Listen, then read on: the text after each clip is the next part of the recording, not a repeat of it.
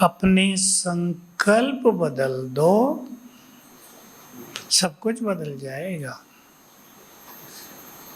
आपका संसार ही बदल जाएगा, पुरुषार्थ बदल जाएगा, समस्याएं बदल जाएंगी, घर के वाइब्रेशंस बदल जाएंगे।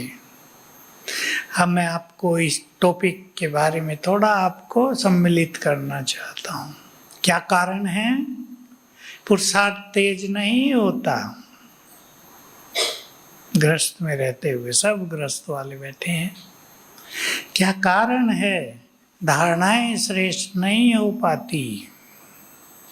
क्या कारण है? खुशी नहीं रहती। क्या कारण है? मानसिक रोग बढ़ते जा रहे हैं, बहुत बढ़ रहे हैं। बोलो, उत्तर आपको भी देने हैं। गृहस्थ में रहते पुरुषार्थ तेज क्यों नहीं होता?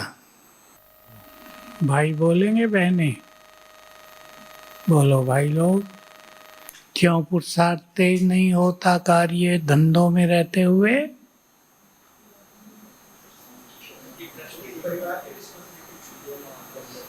बोलते जाओ, ठीक बोल रहे। और बोलो जोर से थोड़ा बोलो। मैं प्रैक्टिकल करना चाहता हूँ क्लास, ये नहीं मैं कुछ सुना दूं, आपकी बातें कुछ हों। दृढ़ता नहीं आती, आलस, अलबेलापन, व्यर्थ बहुत, प्रदर्शन पर चिंतन। ये तो रोज की बातें बाबा की मुरलियों की। और कुछ बताओ।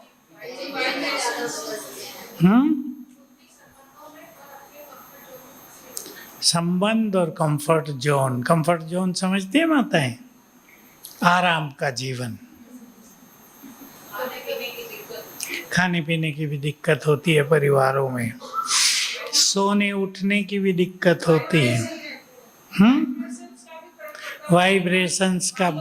हाँ हाँ हाँ, आपका उन पे नहीं पड़ता, उनका पड़ता है। अब हमें सोचना है, चेंज करो थॉट्स। हम पावरफुल हैं उनसे। हजारों को एक साथ मिला दो तो भी पावरफुल हम हैं। हमारा प्रभाव भी उन पर पड़ेगा। मैं भी शब्द बोला, पर पड़ेगा ही। लेकिन कब? पावरफुल स्थिति होगी, अच्छे संकल्प होंगे, स्वमान अच्छा होगा, जो बाबा रोज प्रैक्टिस सिखाते हैं मुरलियों में। ऐसा दीदी बनो, आज भी था, रोज आता है। आत्मा देखो, ये प्रैक्टिस हमारे वाइब्रेशंस को पावरफुल कर देती हैं। इनसे दूसरों का असर हम पे नहीं, हमारा असर दूसरों पर पड़ेगा। बहुत बच्चे कहते हैं बाहर बहुत बुरा संग है बच्चों का, उनका असर हम पे बहुत पड़ता है। मैं कहता हूँ नहीं, हम भी तो पढ़े हैं, हमारा असर पड़ता था, किसी का पड़ता ही नहीं था। ये अपनी स्थिति की बात है। जितना अच्छा स्वमान योग, उतना ही असर दूसरों पर हमारा पड़ेगा। और अगर हमारा आभा मंडल ही कमजोर है, हमारे वाइब्रेशंस ही कमजोर हैं, तो बैड एनर्जी, मैं ये शब्द यूज कर रहा हूँ, वो उसमें आती रहेगी। मान लो आपको एक बार क्रोध आ गया, आ जाता है घरों में, तो बैड एनर्जी आपके अंदर आती रहेगी जब तक चित्त शांत न हो। और क्रोध को शांत करना पूरा दिन लग जाता है, सच सच बताओ। एक बार क्रोध आ गया सवेरे, फिर सारा दिन चित्त को शांत करने में लग जाता है, तब तक आपके पास बैड एनर्जी आती रहेगी। तो बहुत ध्यान देना है, चिड़चिड़ापन न हो। कई लोग चिड़चिड़े होते हैं एक अच्छी बात से। कौन सी अच्छी बात हो? थोड़ी माताओं में ज़्यादा, भाइयों में कम, सफाई प्रेमी ज़्यादा होना चाहिए। इसलिए मैंने कहा अच्छी बात है, लेकिन बाहर की सफाई में थोड़ा सा गड़बड़ हो गई तो अंदर की सफाई पूरी गई, ये ना हो। हमने देखा, किसी का एक उदाहरण देता हूँ, ऐसे तो बहुत मिलते हैं। फर्स्ट क्लास सेंटर, जरा दिन का कहीं नहीं, हमें भी जाते डर लगे कि भूल से चप्पल न ले जाएं। सब विधि विधान, चप्पल यहाँ रखनी है, जाना ऐसे है। और अगर किसी ने कुछ गड़बड़ कर दी तो फिर बोल दो सब, उसकी खैर नहीं। अब ये स्थिति हुई है कि वो आत्मा डिप्रेशन में आ गई। क्यों?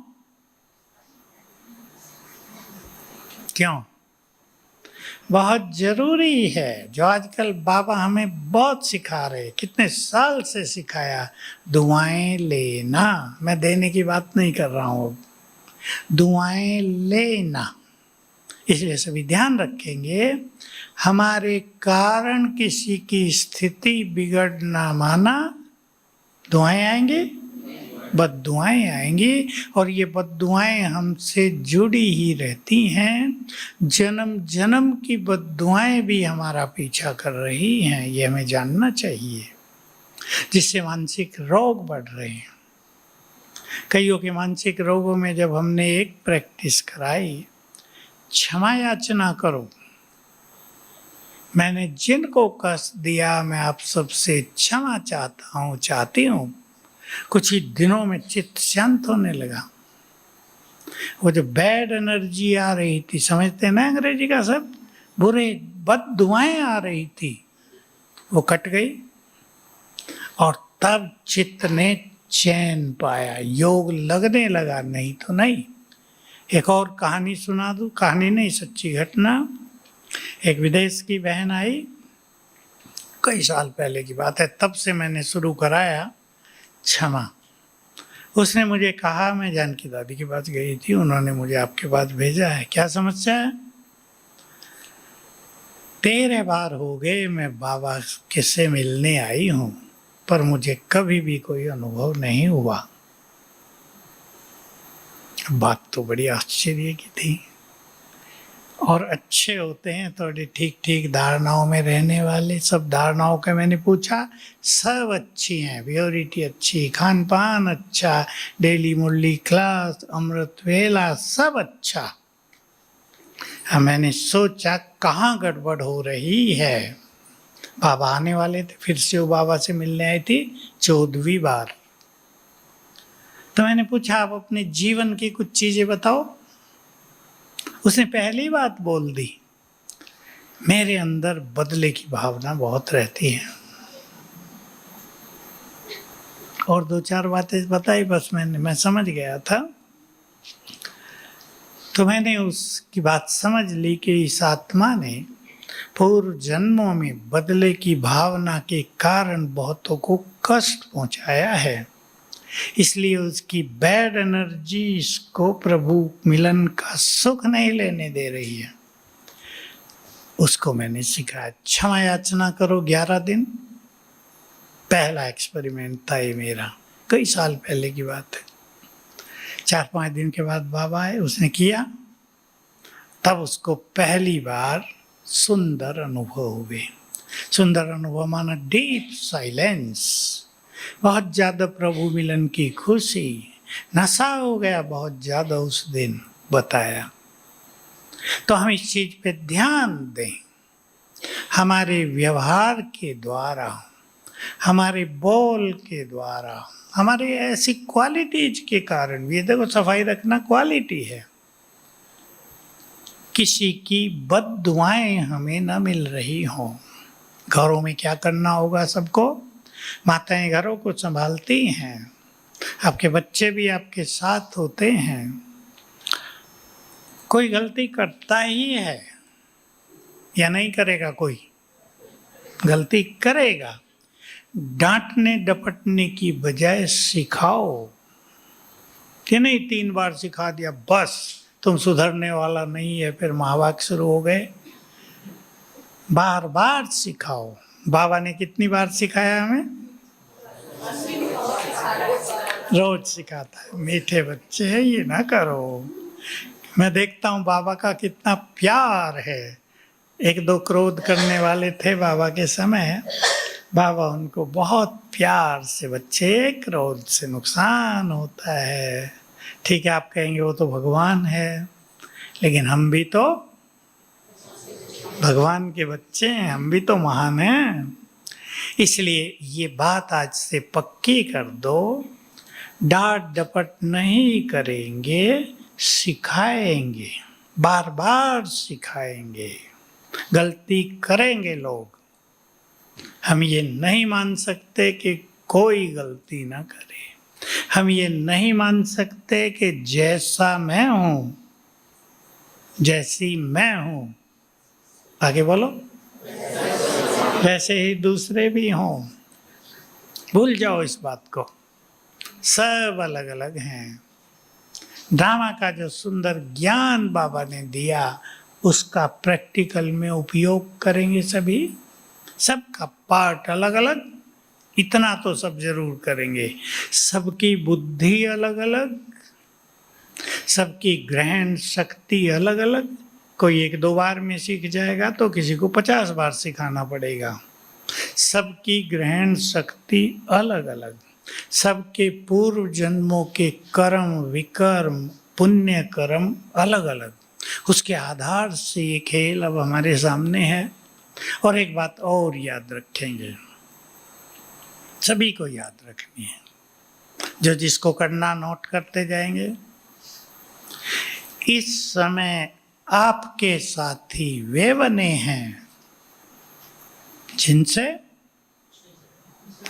जन्म जन्म का कर्मों का खाता है, कुछ अच्छा कुछ बुरा। ये नहीं बुराई है, अच्छा भी है। जिनका जन्म जन्म का कर्मों का हिसाब किताब है, वो साथ आ गए हैं। कोई लेने आ गया है, कोई देने आ गया है। ये याद रखना। देना है, प्यार से दे दो। अपनी स्थिति को संभालना। अब नोट कर लो ये बात, सबसे अधिक बुद्धिमान और शक्तिशाली वही है जो अपनी स्थिति को संभाल सके।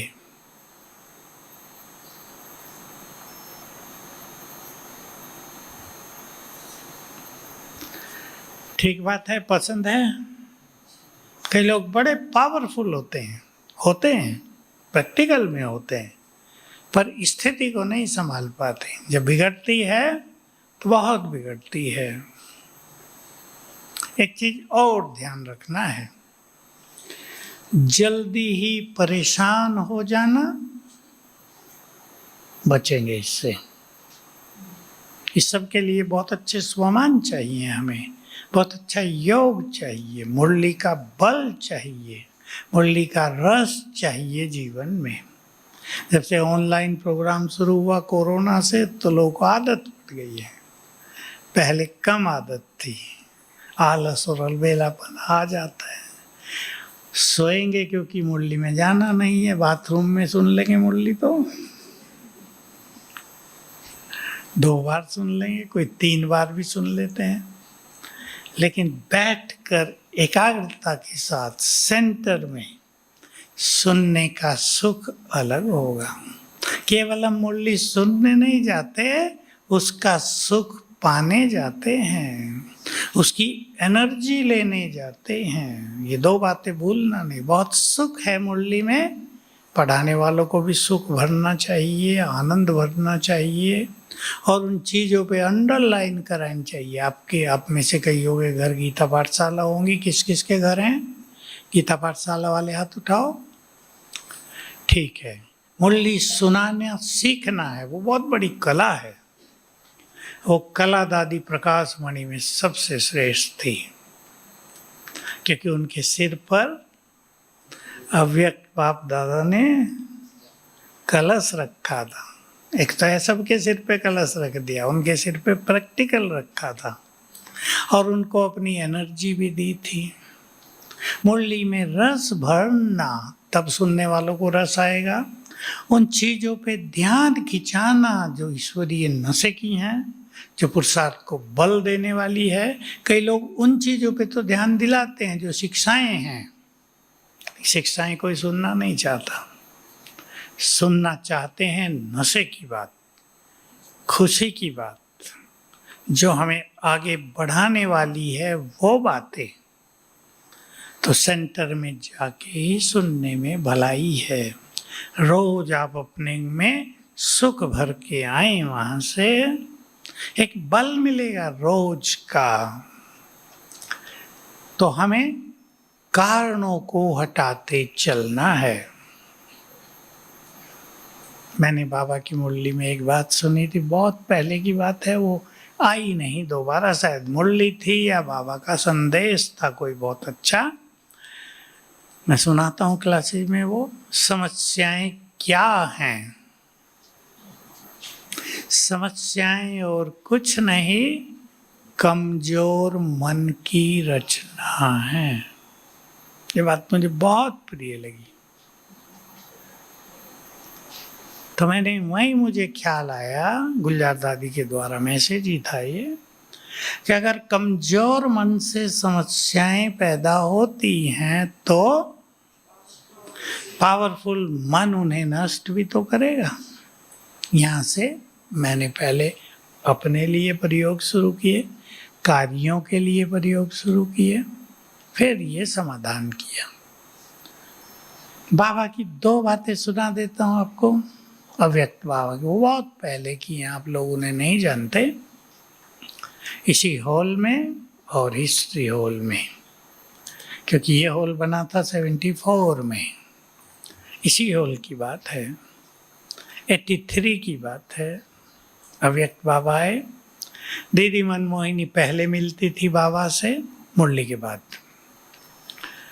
तो बाबा ने उन्हें कहा, एक दिन आएगा तुम्हारा यज्ञ का सारा कारोबार संकल्प शक्ति से चलेगा।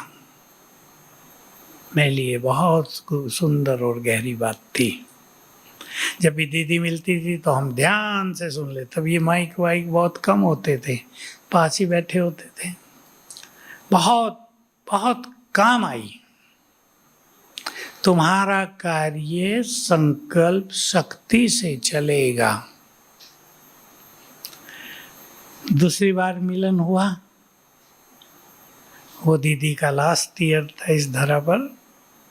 दूसरी बार मिलन हुआ, वो बहुत गहरी बात है, जो ना समझ सके छोड़ देना। बाबा ने कहा, जैसे तुम कहते हो कि जो ड्रामा में होगा हो जाएगा, कॉमन बात है, हम सब कहते हैं। बाबा ने कहा, जब तुम संपूर्णता के समीप पहुंचोगे तो तुम ये कहोगे, जो हम सोचेंगे वही होगा।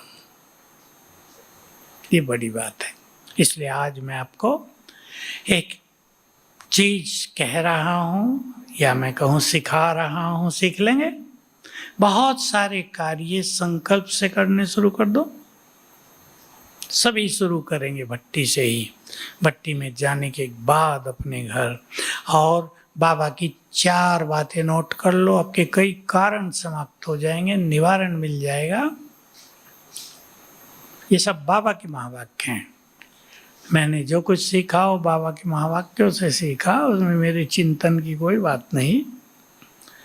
लिखो, जो आत्माएं मास्टर सर्वशक्तिवान के नशे में रहती हैं,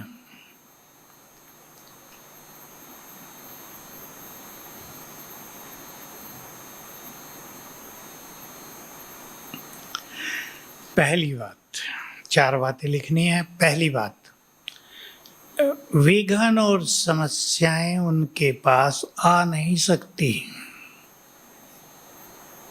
विघ्न और समस्याएं उनके पास आ नहीं सकती। दूसरी बात, सफलता उनके आगे पीछे घूमेगी, सफलता उनके आगे पीछे घूमेगी। बहुत अच्छे अनुभव आप कर सकते हैं रोज। सफलता तो मनुष्य को हर कदम पे चाहती है, रोज चाहती है। हमने इसके बड़े बड़े अभ्यास कराए युवकों से जो अच्छे एग्जाम देते हैं, इंटरव्यू देने जाते हैं नौकरियों के लिए। तीसरी बात, वे संकल्प शक्ति से ही सब कुछ कर सकते हैं। बहुत बड़ी बात, संसार की सबसे बड़ी बात है ये। इसके लिए ही मुझे ये बात याद आई। आप संकल्प का प्रयोग करके काम किया करेंगे अपने। चौथी बात, वो तो बड़ी बात है, जो करेंगे उनको होगा। एक दिन आएगा संसार उनके चरणों में झुकेगा।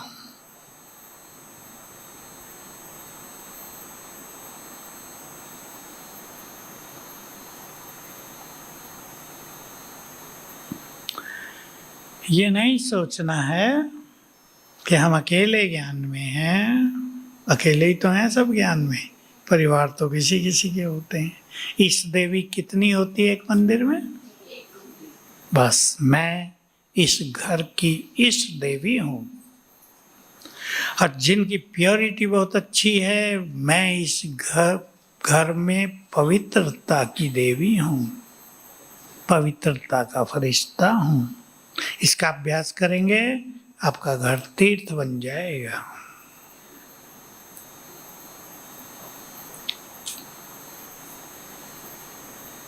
अभी अभी एक एमएलए हमारे यहाँ प्रोग्राम में आया हुआ था, वो मिनिस्टर, अब वो एमएलए है, 6 बार रह चुका है।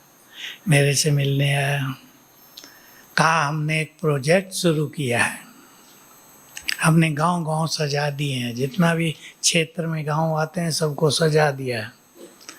अभी एक प्रोजेक्ट शुरू किया, हमारा गांव हमारा तीर्थ। मुझे बड़ा अच्छा लगा। हम तो कहते हैं हमारा घर हमारा तीर्थ बन जाए। सब अपने अपने घरों को तीर्थ बनाएंगे, भाई लोग बनाएंगे। बस इस देवी बनना है। ये समय पूरा हो रहा कलयुग का। अब कोई ये न सोचे कि बाबा तो कहता ही आता है, हुआ तो है ही नहीं, पता नहीं कितने साल चलेगा। अब चलेगा नहीं, अब तो खेल पूरा होगा। ये समय भी बाबा ने हम सबको इसलिए दिया था कि आत्माओं को तैयार करना था उसे। अगर वो ये न कहता कि अगली दिवाली नहीं आएगी, 1 ही साल बचा है, कोई आता उसके पास? आता कोई? कहते क्या करेंगे, 100 साल पड़े हैं ना, अगले बार आएंगे। एक भी ना आता। जो जो टाइम दिए उसके पीछे लक्ष्य था भगवान का, वो झूठ थोड़ा ही बोलता है। कुछ आत्माओं को तैयार करना, क्योंकि हमारी जो मंजिल है वो छोटी नहीं है। एवरेस्ट की चढ़ाई तो उसके आगे कुछ भी नहीं, वो लंबी मंजिल है। उसमें गहन तपस्या की जरूरत होती है। प्योरिटी को परफेक्ट करना 1-2 साल की बात नहीं है, सालों साल लगते हैं। कर्मेंद्रियों को शीतल करना, चित्त को शांत करना, स्वप्नों को निर्मल करना, स्थिति को सतो प्रधान बनाना, इसके लिए टाइम दिया उसने। जल्दी करो, अब भी मुरली आ रही है, रिवाइज होके जल्दी करो, टाइम कम है। सब सोचते हैं बाबा को तो मुख पे आ गया, टाइम कम है, कुछ होता तो है नहीं। छोड़ के चले गए बहुत लोग, कुछ हो तो नहीं रहा है। जब होगा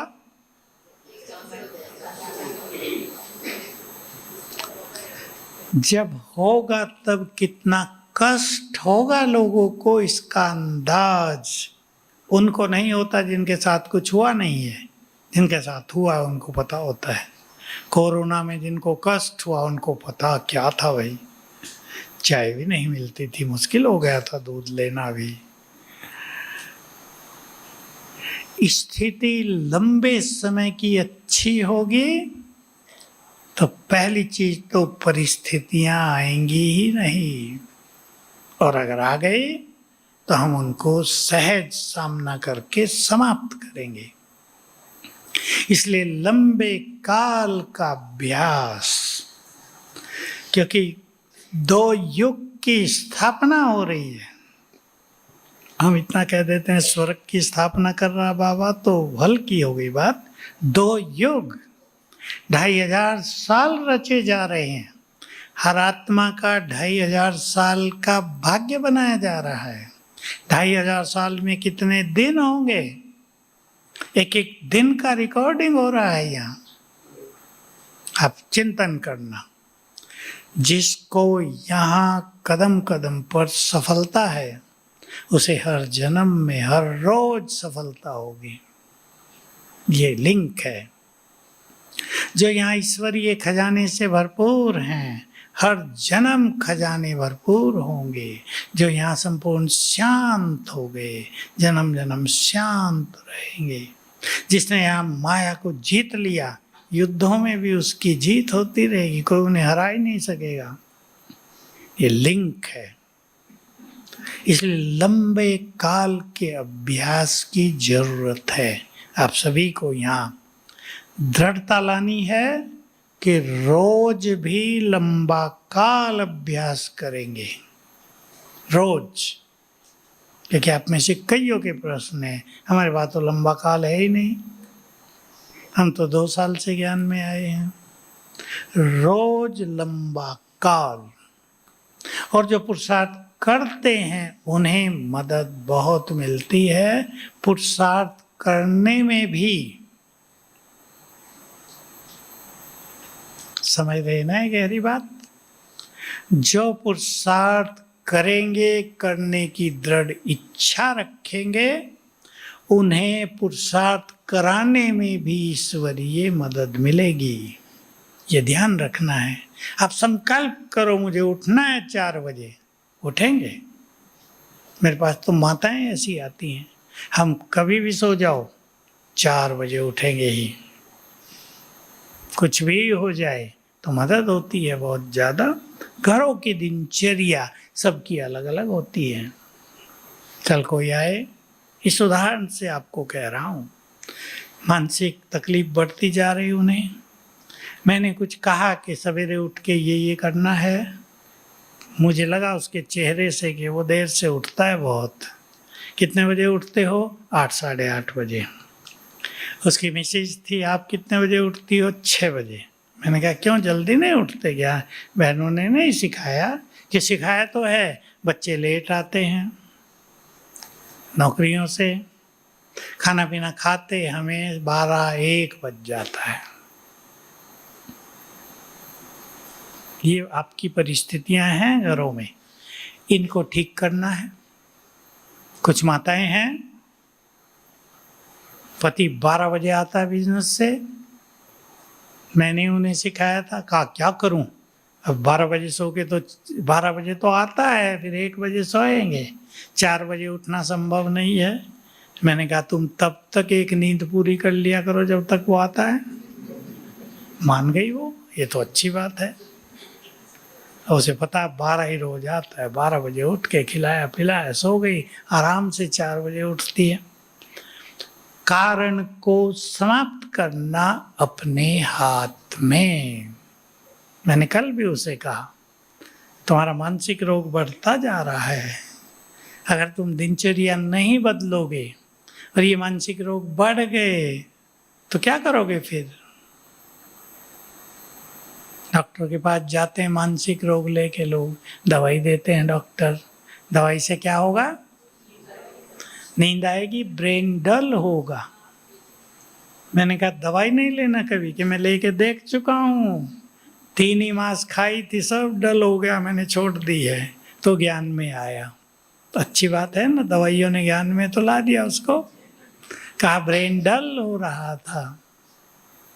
इसलिए कारण घरों में कुछ भी होंगे, लेकिन निवारण करना अपने हाथ में। बहुत बिजनेस वाले दुकानदार आते हैं, हम दुकान को भाई जी 10 बजे बंद करते हैं, फिर 11 बजे तक घर आते हैं, 12:30 तक सोते हैं। प्रैक्टिकल कारण। मैंने कहा 8 बजे नहीं बंद कर सकते? कहा कोई कोई ग्राहक आ जाता है। मैंने कहा करके तो देखो 15 दिन, बोर्ड लगा दो 8 बजे दुकान बंद होगी। उन्हें लगाया, फिर मुझे बताया कि उससे पहले ही ज़्यादा आने लगे। हमें दिनचर्या ठीक हो गई, हम 10:30 तक सोने लगे। निवारण करना अपने हाथ में। जल्दी सोना जल्दी उठना ये तो वैसे भी स्वस्थ रहने का, खुश रहने का, एनर्जेटिक रहने का तरीका है। ऐसे ही अब मैं एक और चीज आपको कह रहा हूं, निवारण करना है सबको। घर में कोई एक व्यक्ति तूफानी होता है? सबके घरों में है? एक तो होता है। जिसके घर में नहीं है वो परम भाग्यशाली है। एक व्यक्ति तूफानी। तूफानी माना स्थिति बिगाड़ने वाला। एक माता की और कहानी आई कल, उसके परिवार वाले आए, दूसरे कहा 2 बच्चे, मैरिड, इस बहन का पति मर गया है। अब ये अति उदास रहती है, ज्ञान में लंबे समय से है, क्या करें? मैंने पूछा भाई पति के जाने से तो मैंने बहुत लोग उदास होते देखे हैं, मोह ज़्यादा रहता है। मैंने कहा इसके तो बच्चे बहू पोतरे हैं, उनमें खुश नहीं रहती कि उन्होंने भी इसको निकाल दिया है। बोलो क्या करना चाहिए?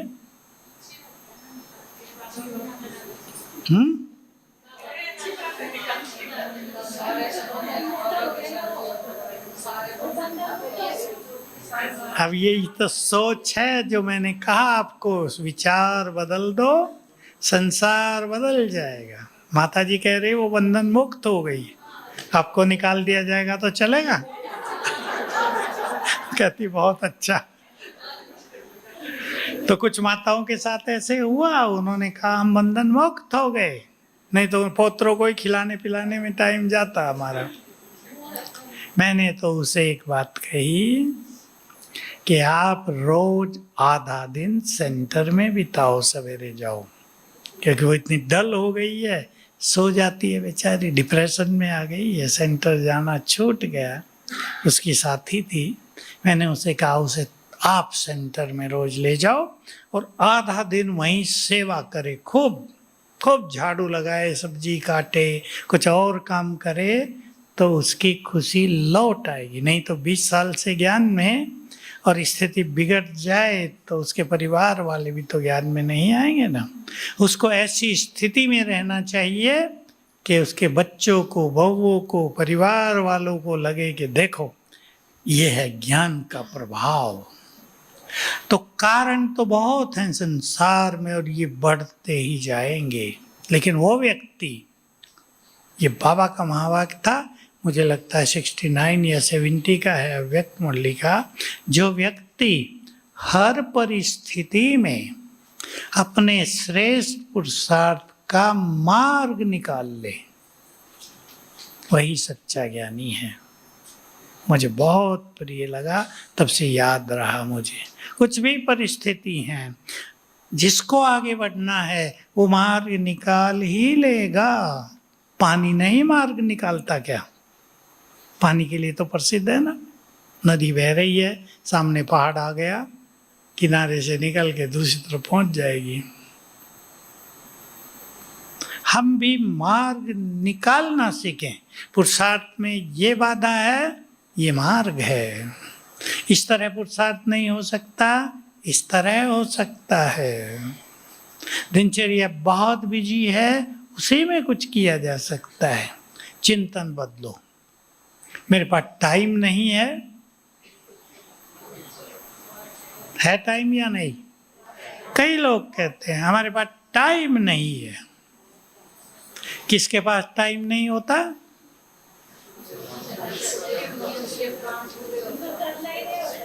जिनको करना नहीं है उनके पास टाइम नहीं है। और जो बातों में बहुत रहते हैं उनके पास टाइम नहीं होता। जो टाइम वेस्ट करते हैं उनके पास टाइम नहीं रहता। जो थोड़े से काम को लंबे समय में करते हैं, ये कईयों को आदत होती है। काम थोड़ा सा होगा, बहुत लंबा टाइम लगेगा, सारा दिन बहुत बिजी हैं, चुस्त नहीं होते कामकाज में, उनके पास टाइम नहीं होता। तो टाइम कहाँ से आएगा? मैं तो उन्हें कहा करता हूँ, मेरे पास से उधार ले जाओ। जिसको कुछ करना है उसके पास टाइम की कोई कमी नहीं है। जिसको पता है, जिसने अपने जीवन का लक्ष्य महान बना लिया, वो टाइम निकालेंगे ही। आज बाबा क्या कह रहे थे, यहाँ आते हो तो कितने बजे उठ जाओ? ठीक है, मतलब बहुत जल्दी उठ जाओ। तब तो यहाँ बाहर तो घूम नहीं सकते थे, बाबा के समय डर होता था, क्योंकि बाहर झाड़ियाँ थी, भालू आते थे, और जो हमारी बाउंड्री की दीवार है वो भी केवल 2 फुट की थी। उसके ऊपर थोड़े से तार लगे हुए थे 2 फुट के, तो भालू तो उनको कूद के आराम से आ जाते हैं, तो डर रहता था। तो हिस्ट्री हॉल में ही लोग बैठते थे, थोड़े ही लोग होते थे, तो भी बाबा कितनी उमंग दिलाते थे। उमंग में रहने से टाइम बहुत मिलेगा। कुछ करना है, क्या करना है, उस लक्ष्य को अपने पास लिखो, ये करना है मुझे, तो अनेक कारण पीछे छूट जाएंगे। कारणों को पीछे छोड़ना है हमें, और जिसको आगे बढ़ना हो उसे कोई कारण रोक नहीं सकता। सच्ची बात है या नहीं? पिछले ग्रुप में एक बहन आई दिल्ली से मेरे पास, परिचय दिया, हमारी फैक्ट्री है, पति 2 साल ज्ञान में चला, फिर छोड़ दिया, अब मुझे कह रहा था तुम नहीं जाओगे अनसरोवर। मैंने कहा मुझे तो जाना है, वो मना कर रहा था। मैंने क्या किया, टिकट बुक करा लिया, गाड़ी मंगा ली, उसमें बैठी, सामान रखा और उसको टाटा किया, मैं ज्ञान सरोवर जा रही हूँ। मैं कहा तुम तो बड़ी बहादुर हो। जाने के बाद कुछ नहीं होगा? क्यों कुछ होगा? अपनी ताकत चाहिए, निर्भयता चाहिए। जब भगवान हमें साथ दे रहा है तो छोटे मोटे कारण हमें कैसे रोक सकते हैं? मनुष्य रुकता है अपनी कमजोरियों से, कोई और शक्ति मनुष्य को नहीं रोक सकती, उसकी अपनी कमजोरी उसको रोकती है। हम तो आए तो कहानियाँ सुना करते थे यज्ञ की, बहुत माताएं बांधेली होती थी कि रात को जब सब सो जाते हैं मैं बाथरूम में बैठती हूँ, लाइट जलाती हूँ, मुरली पढ़ लेती हूँ, किसी को पता नहीं मैं मुरली पढ़ती हूँ। फिर उस मुरली को कहाँ रखती हूँ, गेहूँ होते हैं बहुत सारे, उनके अंदर छुपा देती हूँ। जिसको कुछ करना है उसको कोई नहीं रोक सकता। अब तो इतने बंधन नहीं है, उस टाइम ज्यादा बंधन होते थे, विघन ज्यादा डालते थे, क्योंकि चारों ओर ब्रह्मा कुमारियों का नाम थोड़ा, ज्ञान ऐसा है, ये ऐसे है, वो ऐसे है, ऐसे लोग बोलते रहते थे। अब तो बहुत ज्यादा प्रचार हो गया है। उसकी भी कहानी सुना दूं। दिल्ली में मेला हुआ 73, पहला मेला यज्ञ का। पांडव भवन जो करोल बाग में बड़ी बिल्डिंग है, वो पहली बिल्डिंग थी जो यज्ञ ने खरीदी थी उन दिनों 3 लाख में। उसकी ओपनिंग के लिए ओपनिंग हुई और बड़ा मेला किया, पहला मेला। तो आर्य समाज बहुत विरोध करता था, पर्चे वर्चे बांटते थे। तो मेले में जो ऑल इंडिया का आर्य समाज का अध्यक्ष है, उसका नाम था राम गोपाल सालवाला, 100 लौटता था सदा। तो उसको बुलाने का संकल्प किया। उसके पास एक बार गए, मना कर दिया उसने, दूसरी बार चले गए, कन्विंस किया, आखिर आ गया।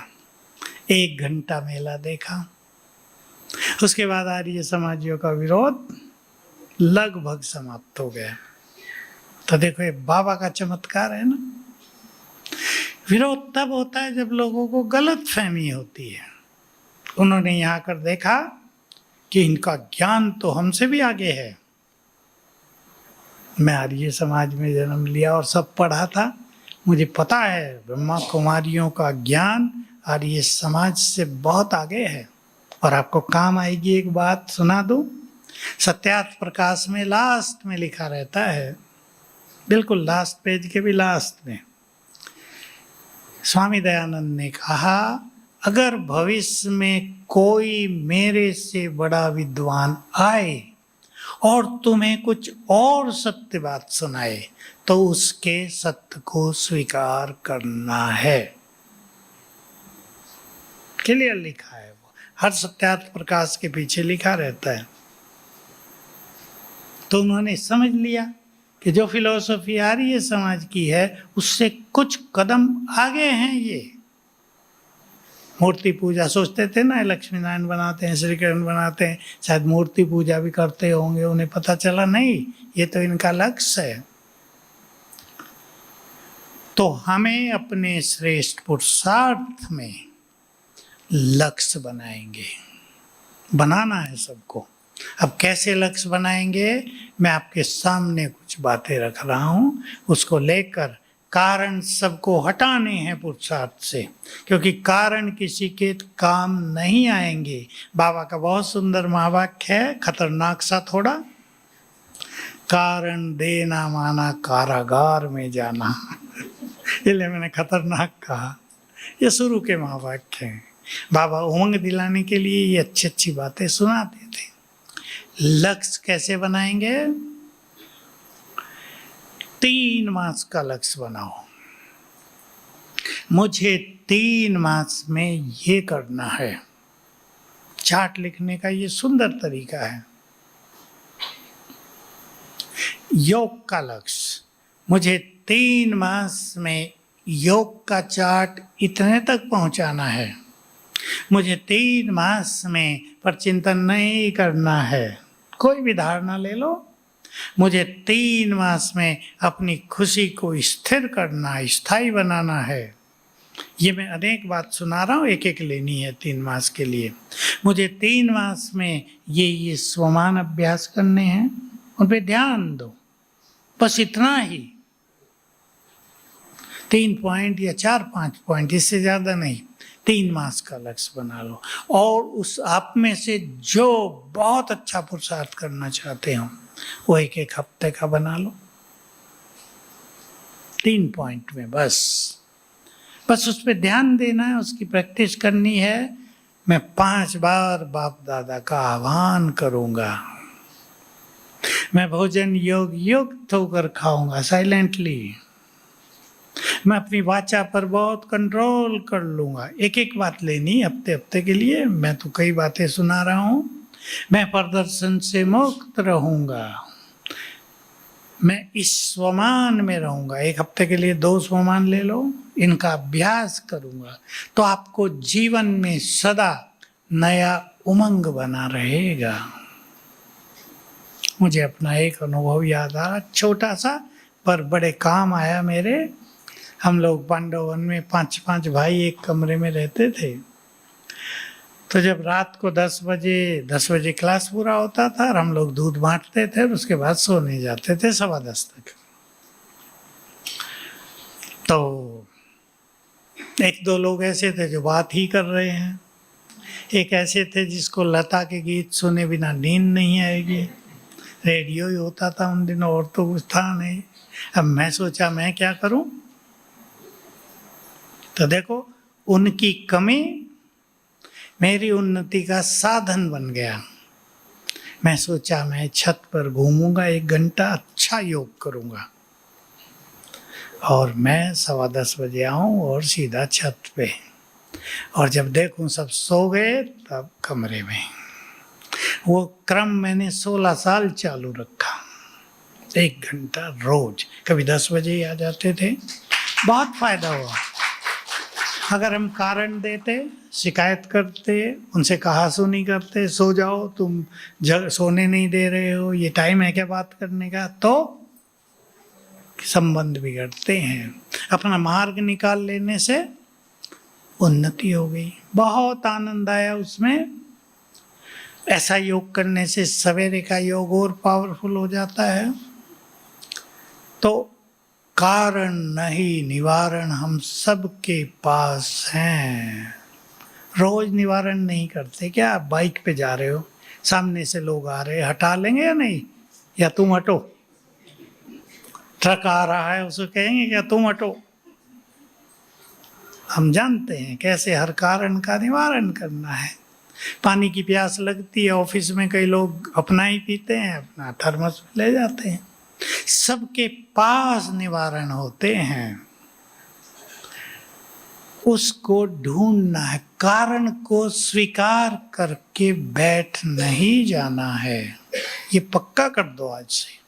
हम तो सवेरे उठ नहीं सकते, बहुत लोगों ने मान लिया है। नहीं, ऐसी कमजोरी को स्वीकार न करो। क्या सोचेंगे? कुछ भी हो जाए, भगवान का आदेश है, वो बहुत कुछ सवेरे सवेरे देता है। अब मिस कर दिया तो जन्म जन्म मिस हो जाएगा, इसलिए उठेंगे ही, बाद में सोएंगे। सोने के तो और टाइम बहुत सारे हो सकते हैं ना। तो दृढ़ता मनुष्य को विजय की ओर ले चलती है। सभी पुरुषार्थ की अच्छी प्लानिंग करना। मधुवन में बहुत सुंदर चांस मिला है सभी को, सुंदर है ना? रहने को नहीं मिलता है यहाँ, बहुत अच्छे अच्छे लोग भी आते हैं।